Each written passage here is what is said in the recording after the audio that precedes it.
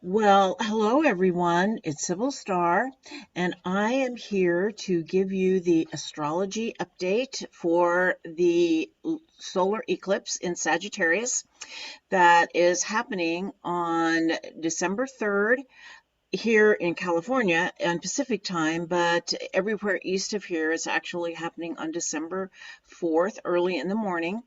Its peak here in Pacific time is at 11:33 p.m. The eclipse is at 13 degrees of Sagittarius. So it means the sun and the moon are in Sagittarius. And just so you know, a solar eclipse always happens at a new moon, and a lunar eclipse always happens at a full moon. Okay. Now, this is a total eclipse. It is not visible very many places in the world, not in the United States. It's in the very southern part of the southern hemisphere where it is visible. It's around 4 hours in duration. Now, eclipses are harbingers of change. When they happen, it means change is coming. And what occurs in a solar eclipse is that the moon comes in front of the face of the sun, and it obscures the light from the sun. And like I said, this eclipse is 4 hours in duration from start to finish, but it's really only the sun's light is only completely blocked for a short time. Now, everything in our solar system is made of photons of the sun, and here on Earth as well, because we're part of the solar system. And so when a solar eclipse happens and that light of the sun is blocked, it actually impacts the electromagnetic field of Mother Earth.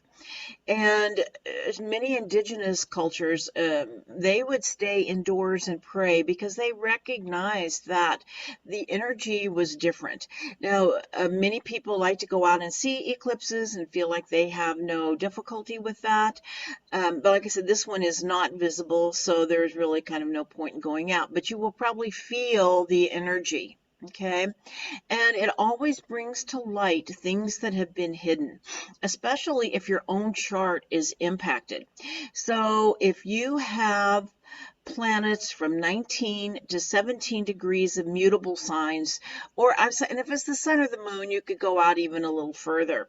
This could be a very powerful eclipse for you, bringing some change. And this is what is called a south node lunar solar eclipse, which means it's conjunct the south node of the moon. And so solar eclipses are always about new beginnings, but conjunct the south node of the moon, new beginnings depend on the ability to release something. Okay. The Sabian symbol for this solar eclipse is a very interesting one. It's a widow's past is brought to light. So there are certainly some things that are coming to light. We have many hidden things. And so we can expect, and especially in Sagittarius, because Sagittarius, is the sign of the archer who shoots its arrow of light into the darkness and lights up the dark. So we can expect that there are some things that will come to light during this time in the outer world and in your inner world. And in your world as well, in your personally as well as collectively. That's what I'm trying to say. Now, I find it really interesting that the Ghislaine Maxwell trial has just started, and she's not a widow exactly, but her former partner, their partner in crime, Jeffrey Epstein has died, and we are hoping to find that some things will be brought to light.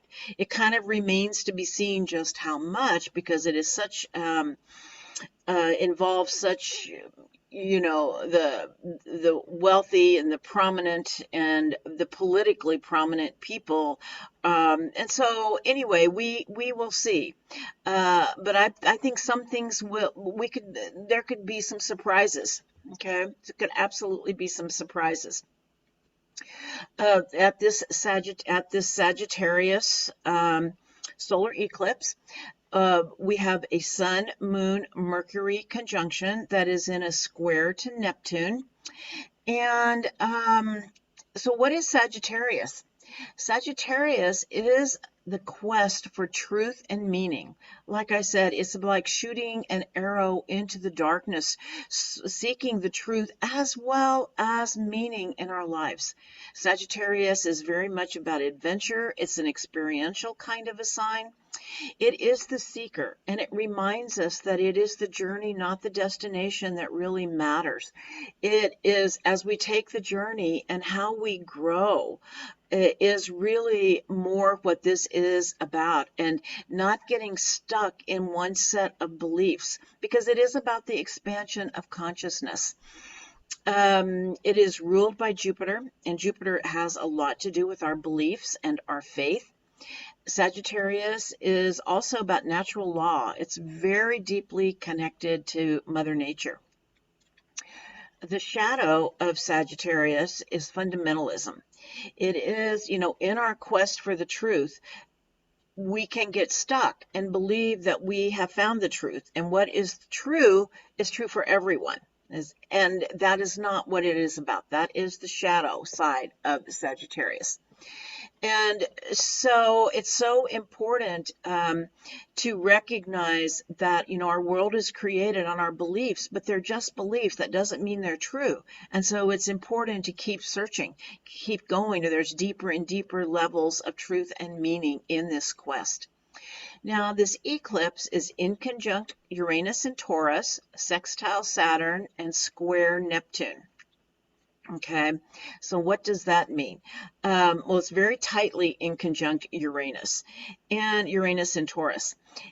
And Taurus is the sign most connected to Mother Earth. Okay, and in esoteric or spiritual astrology, Sagittarius is ruled by Mother Earth.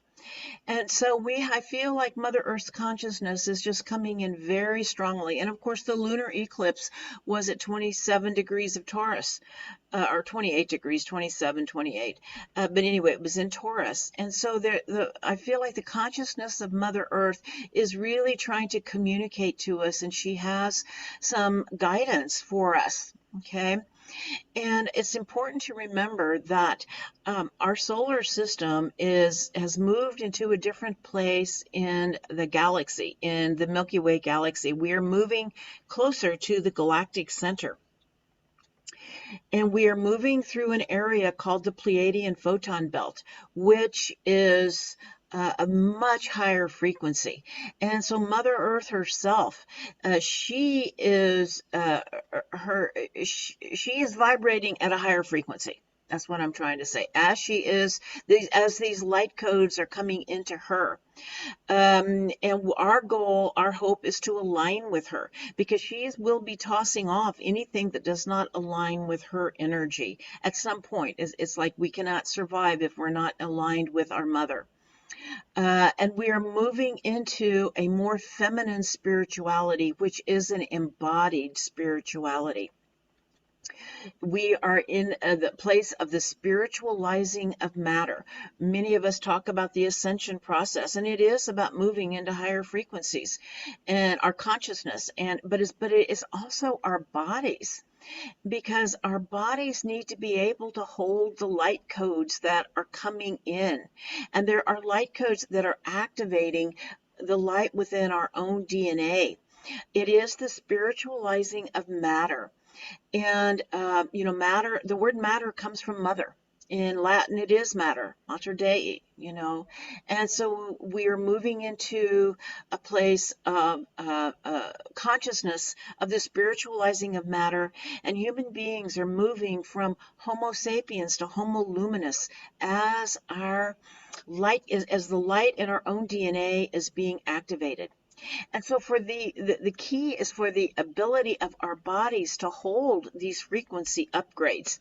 So it's so vital that we care for our bodies, and especially our guts, because in our guts is the seat of our intuition. That is really being activated. We can feel the truth in our guts. We know what it feels like. It's also the seat of our immune system. And as we're going through this incredible purification process, because the thing is to be able to hold these light codes, it is a purification process to let go of the lower frequency vibrations, all of the old emotional patterns that we've been carrying around personally and collectively. And so the purification process is going on. So it's so important to take care of our immune systems and to be really aware of them. And its location is in the gut. Being out in nature, aligning with Mama Gaia is just what is so important. And there's this wonderful meme going around that I just love. And it says, detach from the drama, recharge with the mama. And yes, you know, as in this purification process, we are being shaken out of our comfort zones. Uranus is shaking us out of our comfort zones. And in Sagittarius, in this connection to Sagittarius, it's around our belief systems. There's a purification process and a shaking up of our belief systems to release old beliefs, programming, and conditioning. Releasing what is no longer true for us, or just simply what has never been true, just old programming. Um, you know, the world is really not as we believe it to be. All is not as it seems. And it's time to lift the veil and to see the big picture. The big picture in Sagittarius is so much, and Jupiter both are so much about the big picture and connecting the dots about our world, about ourselves, and how everything fits together. And we may have during, you know, what may be hidden that comes to light is insights about the meaning of our lives. You know, why are we here? Why have we slipped on these skins and are living here on with Mother Earth? You know, what is this journey about for us? We may get some real insights, and when we can see the bigger picture and how things fit together, it can bring us some comfort instead of just believing everything is just randomly happening. Often we can see it in hindsight, but in moments like this, we can see it in while it's happening in current time. And to recognize that our understanding of nature, our understanding of the nature of reality is changing.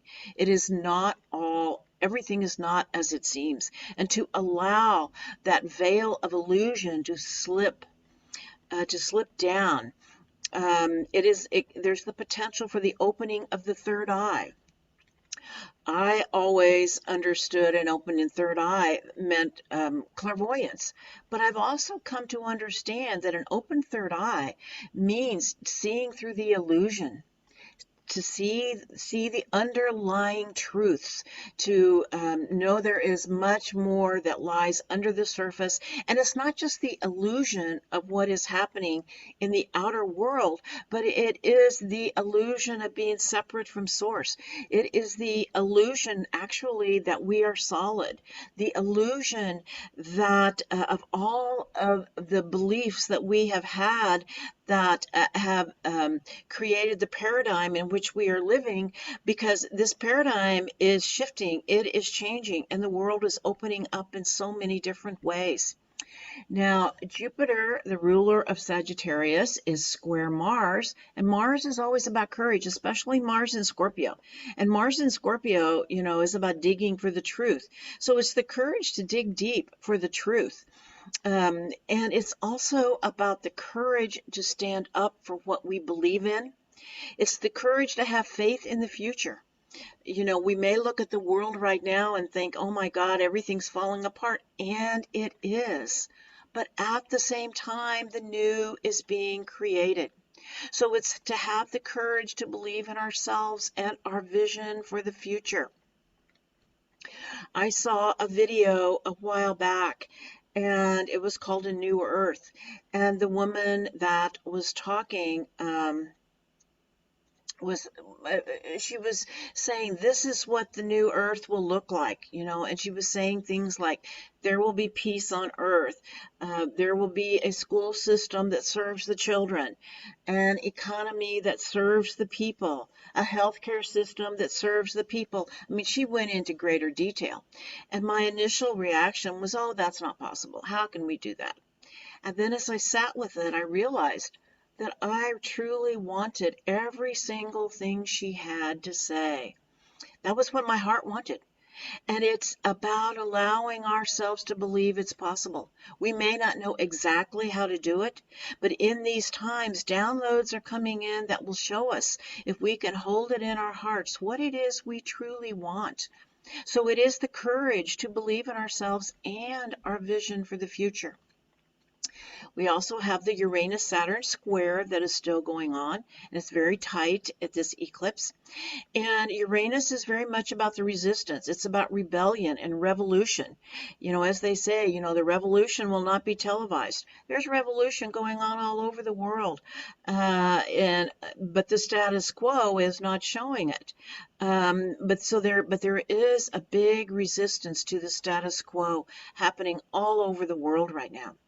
As we are in the midst of the breakdown of the old, the new is coming. And as they say, necessity is the mother of invention. And so as the old is breaking down, the need to create something different is also in process. Just for example, the schools are not serving a whole lot of children, and there are many parents coming together in a collaborative effort and doing some form of homeschooling, hiring teachers. Their parents are making different choices around education because the school system is collapsing.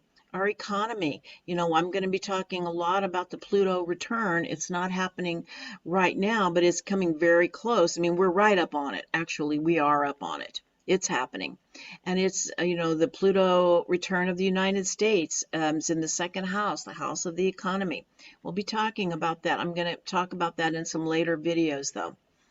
And so it's really about focusing on the new future for humanity.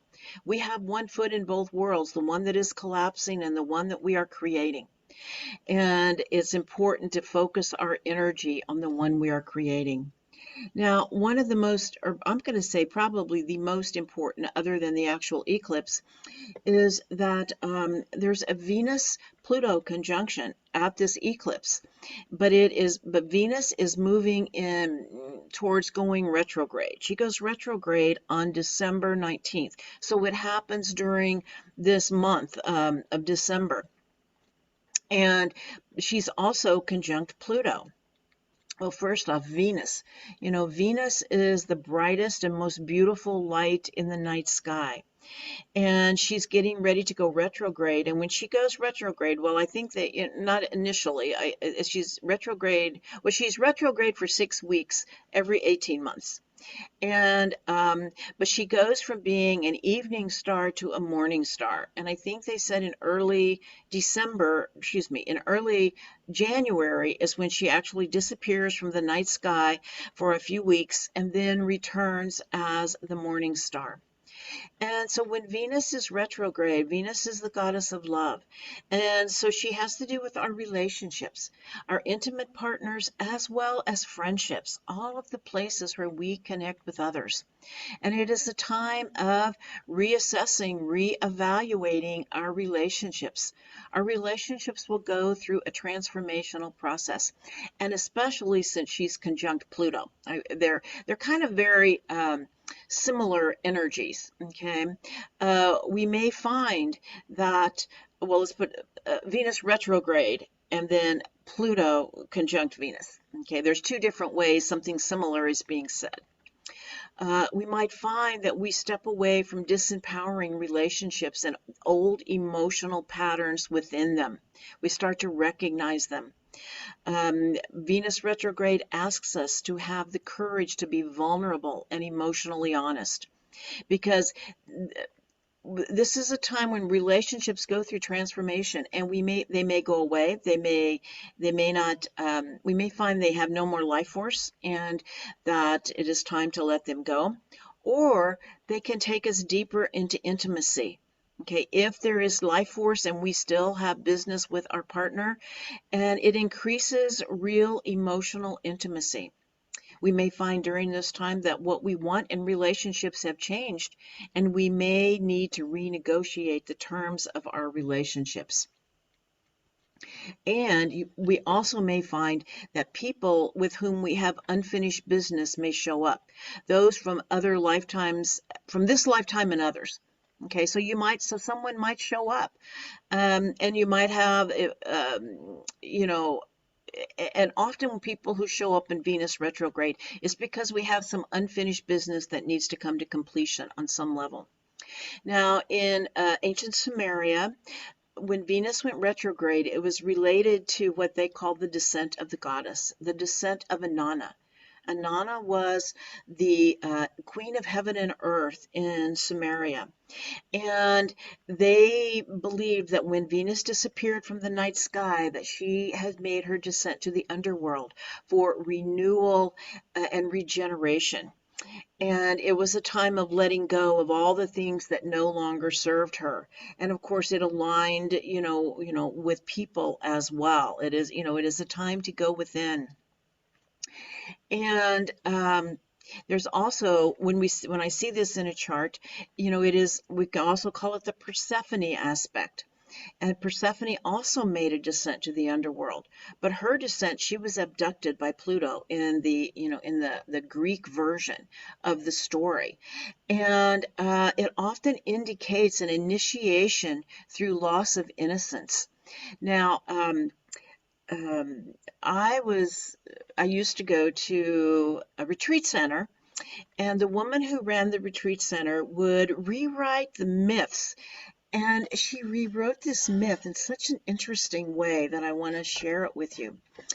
And so her name was Cynthia Jones, too. I want to share that because she's so brilliant. I just have to share that. And she wrote the myth from the perspective of Persephone. She said, the myth was always told through the perspective of the mother, Demeter, and that her daughter was abducted and raped. My daughter would never leave me. But Persephone, when she rewrote it, she said, from Persephone's perspective, she said, Mom, I had to get out of the house. I had to get away. I didn't want to just be your daughter anymore. I wanted a life of my own. And, she was in the underworld. She went from being a maiden who was just Kore, Demeter's daughter, to Persephone, queen of the underworld, who healed and repaired souls and got them ready for rebirth. So it's about self-empowerment. Even though there can be a loss of innocence, whether it often can be through some type of sexual abuse, or it can be through betrayal, through abandonment, many of the different ways that there is a loss of innocence. But it is about, and then finding one's way to self-empowerment. Okay. Now, I find it interesting that this Pluto, Pluto is god of the underworld. He's god of death and rebirth, death, transformation, and rebirth. And he is traveling with the goddess of love, Venus, and her retrograde cycle. And during this time, the Ghislaine Maxwell trial is going on. And, child sex trafficking. And I feel like this is actually a trial of the deep moral corruption of our patriarchal civilization, that we have come to this. And of course, it's been going on a long time. And this trial is actually just the tip of the iceberg, where there are so many survivors coming forward.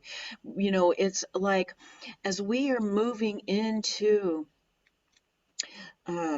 an embodied spirituality, and a spirituality of the divine feminine, this type of low vibrational energy, it has to go. We cannot take it with us. And so these things are coming to light. And so Sagittarius is shooting that arrow of light into the darkness. The key is that we have to believe it. Many powerful people are involved in this. And it's happening, and it's important that we allow the unconscious to come to conscious awareness and start the healing process. Okay. And the first place is just simply acknowledgement that it is happening. And how do we make this right? How do we make amends? And then the next step is forgiveness. forgiveness. And sometimes we can't fix a lot of things. Sometimes we can't fix something, but it may be the only thing we can do is give it to the mother, is to give it to her unconditional love to help us heal and to let this horrible uh, part of this of this paradigm, of this patriarchal paradigm, that it is no longer acceptable. I didn't say this either, but this Eris is also in a square to Venus retrograde and Pluto. And it's kind of like the mother, and she's like the feminine warrior. She's coming in saying, no more. This has to end. This is over. And we cannot move into these higher frequency vibrations until this is confronted, because it's such a deep thing. Okay, so we may find that during this time, repressed memories come to the surface. I have several clients who have repressed memories, and they're coming to the surface, and it is so important to believe survivors, no matter how the memories show up. And it's about releasing old programming and conditioning around the feminine, and especially in relationship to the body. There's been so much body shame for so long. That is part of this patriarchal paradigm.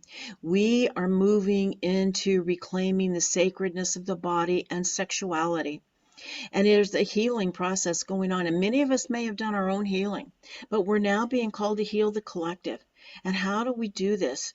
As they say, first off, when we do our own healing, we heal 7 generations before us, 7 generations after us, and Mother Earth. And this is where we are right now. This is healing the conditioning and programming and beliefs around the body, because it is sacred. As we move into this embodied spirituality of the divine feminine, I believe there's also the potential for the Kundalini to be activated and rise. That's what is wanting to happen, to burn away all that is not true, and to it's about spiritual liberation. The Kundalini fire is purifying and spiritualizing with the goal of ultimate spiritual liberation. We may find some people are having spontaneous openings, or it may be the process that is just beginning. But this is this Shakti. This Kundalini is the Shakti, the divine feminine power that lies at the base of the spine. I feel like it is in a place where it is really being activated. But it's just really important right now. I feel like part of the goal is to trust yourself, that there is no one outside of yourself that knows what is in your highest good but you. Trust yourself, trust the process, and trust the mother. We're going through a really deep dive in healing something very, very old, but it has to be done. And it will come to each one of us of how we're being called to participate in it. And so, just in conclusion, what I want to say is that, in a quote from Carl Jung, that says, enlightenment consists not merely in seeing figures of light, but in making the darkness conscious. Shine your light of consciousness into the darkness in our quest for truth, and bring enlightenment to this world. All right, well, thank you so much. And if you like this video, please subscribe. And